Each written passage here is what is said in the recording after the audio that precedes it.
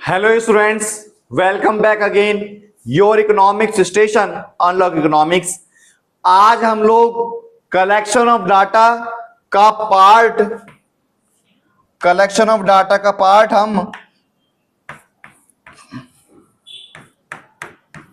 3 करने वाले हैं। कलेक्शन ऑफ डाटा, आंकड़ों का संकलन, इसका हम पार्ट 3 करने वाले हैं। अगर आप लोगों ने चैनल को सब्सक्राइब नहीं करा, सब्सक्राइब कीजिए, बेल आइकन दबाइए और ज्यादा से ज्यादा शेयर कीजिए।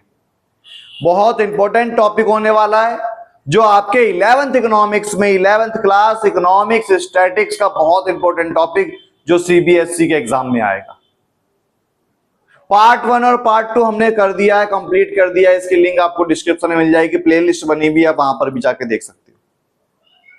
बिना देरी करे हम लोग चालू करते हैं। हमारा 11th क्लास का कलेक्शन ऑफ डाटा है, इसमें हमने बहुत सारी चीज कंप्लीट कर ली थी।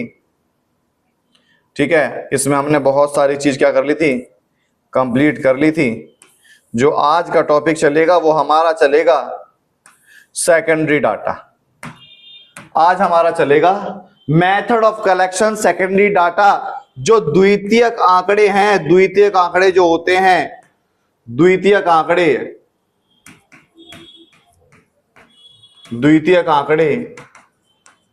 वो जो इकट्ठे होंगे वो 2 तरीके से होते हैं। एक होता है पब्लिश सोर्स और एक होता है अनपब्लिश सोर्स। एक होता है प्रकाशित और अप्रकाशित,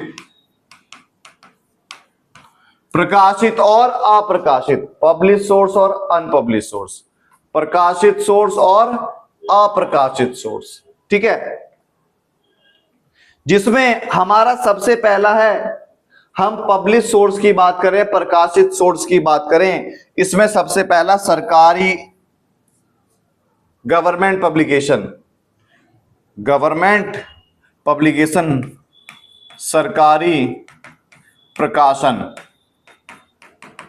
सरकारी प्रकाशन। ये ऐसी ऑर्गेनाइजेशन है, गवर्नमेंट की ऑर्गेनाइजेशन है जो पब्लिश करती है इंफॉर्मेशन को, स्टैटिकल इंफॉर्मेशन को, फैक्ट को, topic. It is reliable source, इसे भरोसा करा जा सकता है। जैसे annual survey, industry, agriculture data, reserve bank of India. मतलब सरकारी संस्था हर साल डाटा प्रस्तुत करती है, चाहे वो कहीं पर भी छापे, मैगजीन में छापे, कहीं पर भी छापे, वो हमारा कहलाता है गवर्नमेंट पब्लिकेशन। पब्लिश सोर्स का मतलब कहीं ना कहीं छपा हुआ होगा, जनरल सोर्स, मैगजीन के अंदर, न्यूज़पेपर के अंदर, किसी न्यूज चैनल में, रेडियो में, कहीं ना कहीं पब्लिश हुआ होगा, उसमें एक सरकार की संस्था है। दूसरा सेमी गवर्नमेंट। सेमी गवर्नमेंट का मतलब होता है 50% सरकारी और 50% गवर्नमेंट। जैसे एमसीडी होती है ना, एमसीडी ये क्या होता है, ये मेट्रोपॉलिटन सिटीज में पाई जाती है। ठीक है, जैसे म्युनिसिपल एंड मेट्रोपॉलिटन काउंसिल। ठीक है, ये क्या करती है, हेल्थ रेट, डेथ रेट, ये सब के डाटे प्रस्तुत करती है। ऐसे report from committee and commission, हमारे देश में फाइनेंशियल कमीशन, ठीक है, और बहुत सारी कमिटी है, ये हर साल डाटा प्रस्तुत करने का काम करती है। ठीक है, various committee and commission are appointed by the central and state government के द्वारा बनाया जाता है ये। ठीक है, some the report are the tariff commission, panel commission, ये सारे अपने अपने रिपोर्ट प्रस्तुत करते हैं। प्लानिंग कमीशन वाले रिपोर्ट बनाते हैं। ये सारी चीज क्या कहलाती है हमारी रिपोर्ट एंड कमीशन के अंदर। Annual report and joint stock company, these are the useful processing statical data. मतलब बहुत सारी कंपनियां ऐसी है जो अपने हर साल प्रॉफिट और लॉस को छापती है, जिससे इन्वेस्टर्स उन प्रॉफिट और लॉस को एनालाइज कर सकें और उस पर इन्वेस्ट करने का सोचना विचारना कर सकें। फिर पब्लिकेशन ऑफ इंटरनेशनल ऑर्गेनाइजेशन, जैसे यूएन वर्ल्ड, ठीक है, ILO, IMF, वर्ल्ड बैंक या WHO, वर्ल्ड हेल्थ ऑर्गेनाइजेशन, जो विश्व की जो बड़ी बड़ी संस्था है वो डाटा प्रस्तुत करती है। जैसे कोरोना महामारी के अंदर आया कि हमारे भारत में इतने लोग मर रहे हैं, पूरे विश्व में जो लोग मर रहे हैं, तो वो WHO की तरफ से आ रहा था। पब्लिकेशन रिसर्च इंस्टीट्यूशन, बहुत सारी संस्थाएं, बहुत सारी इंस्टीट्यूट ऐसी है जो समय समय पर रिसर्च करने का काम करती है। अब जब रिसर्च करेगी तो डाटा कहीं ना कहीं प्रस्तुत करेगी ना, तो वो क्या कहलाया, रिसर्च इंस्टीट्यूशन। फिर जनरल और न्यूज़पेपर के अंदर आता है तुम्हारा छपा हुआ ठीक है। फिर उसके बाद पब्लिकेशन ऑफ ट्रेड इंस्टीट्यूट, बहुत सारे ट्रेड इंस्टीट्यूट हैं, ठीक है, व्यापारिक संगठन है, वो हर साल अपना डाटा प्रस्तुत करते हैं कि आज हमने चीनी का व्यापार इतना करा, हमने कपड़ों का व्यापार इतना करा, इस साल हमने इतना करा, ठीक है, समझ में आ गया। फिर उसके बाद है अनपब्लिश सोर्स, जो डाटा कहीं छपता नहीं है, जो सीक्रेट डाटा होता है, खुफिया डाटा, जैसे आर्मी का डाटा होता है, ठीक है। There are some unpublish source of these data are collected by the government, सरकार के द्वारा कलेक्ट करा जाता है, ठीक है। Generally there use for office record, office के यूज के लिए या ऑफिस रिकॉर्ड के लिए रखा जाता है। These data are not publish, ये डाटा कभी छापा नहीं जाता, ठीक है। दीज अनपब्लिश न्यूमेरिकल इंफॉर्मेशन में however use for secondary data, ये सारा का सारा डाटा क्या कहलाता है, हमारा सेकेंडरी डाटा कहलाता है। Example census data, population data, statics, health record, ठीक है, एजुकेशन इंस्टीट्यूशन रिकॉर्ड, ठीक है, अनपब्लिश डाटा, ठीक है, डायरीज, लेटर्स, ठीक है, ये सारी चीज क्या है। जैसे मान लो आर्मी का डाटा होता है, वो अनपब्लिश डाटा होता है ना, सीक्रेट रखा जाता है कहीं भी, या ऑफिस के अंदर कुछ बातें ऐसी होती है, कुछ डाटा ऐसा होता है जो सीक्रेट रखा जाता है। फिर precautions of use of secondary data, primary data होता है जब हम पहली बार इकट्ठा करके लेकर आते हैं, वो प्राथमिक आंकड़े कहलाते हैं। द्वितीयक आंकड़े वो आंकड़े होते हैं जो क्या होता है, जो कहीं ना कहीं से हम कॉपी करते हैं, सेकेंडरी डाटा कहलाता है, वो द्वितीयक आंकड़े होते हैं। प्रिक्वेशंस क्या होती है, we know that secondary data are collected by other specific requirement, हमें पता है जो सेकेंडरी डाटा होता है वो पहले से ही मार्केट में इकट्ठा हो रखा होता है। Therefore we need very careful, हमें बहुत ज्यादा केयरफुल रहने की जरूरत है। कैसा, statistics specially other people, statistics are full pitfall for the user, जो सामने वाला का स्टैटिक्स है, मेरा स्टैटिक्स है, उसकी जरूरत मेरी जरूरत दोनों अलग अलग हो सकती है ना, ठीक है।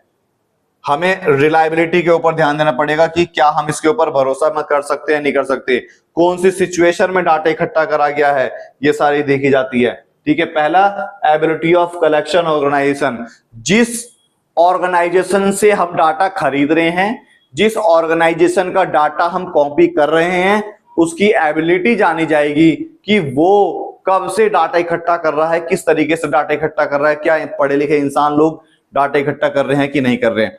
ऑब्जेक्टिव एंड स्कोप, ठीक है, हमारा मोटिव क्या है डाटा इकट्ठा करने का, और जो हम डाटा खरीद रहे हैं जिस इंस्टीट्यूशन से, जो हमें डाटा प्रोवाइड करा रहा है, उसका मोटिव क्या था डाटा इकट्ठा करने का, हम दोनों का मोटिव सेम होना चाहिए, ठीक है। फिर उसके बाद मेथड ऑफ कलेक्शन, हमें डाटा चाहिए घर घर जाके कलेक्ट करने वाला, उसने हमें फोन से कलेक्ट करके दे दिया, तो मेथड गलत हो गया ना। हमें मेथड के ऊपर भी ध्यान देना पड़ेगा कि जो हम सेकेंडरी डाटा खरीद रहे हैं वो कौन से मेथड से इकट्ठा करा गया है। टाइम एंड कंडीशन, हमें डाटा चाहिए कोरोना काल का, कोरोना के टाइम का, उसने दे दिया हमें 1 महीने पहले का, तो हमें यह भी मैच करना पड़ेगा कौन से कंडीशन का, कौन से टाइम का हमें डाटा चाहिए। डेफिनेशन ऑफ द यूनिट, मतलब उसने जो हमें डाटा दिया, जो टेबल बना कर दी, तुमने बचपन में ऐसी पढ़े होगे, 1 बॉल की वैल्यू मतलब 10 है, 2 बॉल है तो मतलब उसकी वैल्यू 20 है, ऐसी यूनिट पढ़ी ना कि 1 बॉल का मतलब 10 है, तो वही यूनिट जो है उसकी डेफिनेशन पूरी होनी चाहिए कि 1 यूनिट किसके बराबर है। फिर उसके बाद 2 important source of secondary data के 2 इंपोर्टेंट सोर्स है। सेंसस मतलब जनगणना, ठीक है, जनगणना के अंदर क्या होता है, सेंसस ऑफ इंडिया,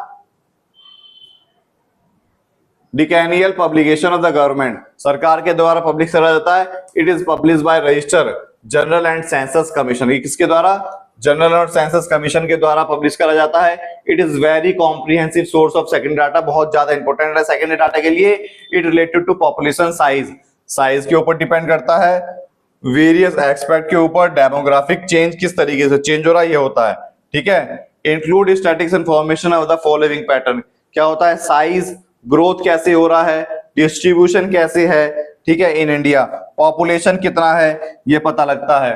फिर 1 किलोमीटर एरिया में कितने लोग रह रहे हैं वो डेंसिटी होती है। सेक्स रेशियो कितना है, लड़के और लड़कियों की संख्या कितनी है ये पता लगती है। देश के अंदर पढ़े लिखे लोग कितने हैं हमें ये पता लगता है। Census of India comprehensive inquiry of the population and size related to parameter to change the covering each and every house hold.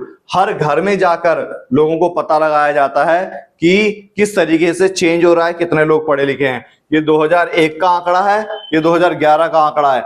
Last जनगणना जो हुई 2011 में हुई, 2021 में होनी चाहिए थी, कोरोना की वजह से जनगणना नहीं हो पाई। फिर उसके बाद है report and publication of national sample survey office, NSSO, national sample survey office. National sample survey office ये क्या होता है? ये भी एक गवर्नमेंट की ऑर्गेनाइजेशन है, ठीक है, मिनिस्ट्री के अंदर आती है ये। These organisation conduct regular sample survey, ये सैंपल सर्वे करती है, मतलब हर इलाकों में कुछ कुछ सैंपल उठाकर सर्वे करने का काम करती है। Information related to economic activity, गांव के इलाकों में जो समस्या है, गांव के इलाकों की समस्या से रिलेटेड ये डाटा इकट्ठा करके लेकर आती है, सैंपल इकट्ठा करके लेकर आती है।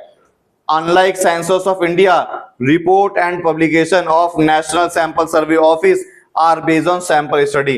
मतलब NSSO गांव के इलाकों में जाती है, ग्रामीण इलाकों में जाती है, वहां से जो समस्या होती है, समस्या को सैंपल के रूप में इकट्ठा करके लेकर आती है।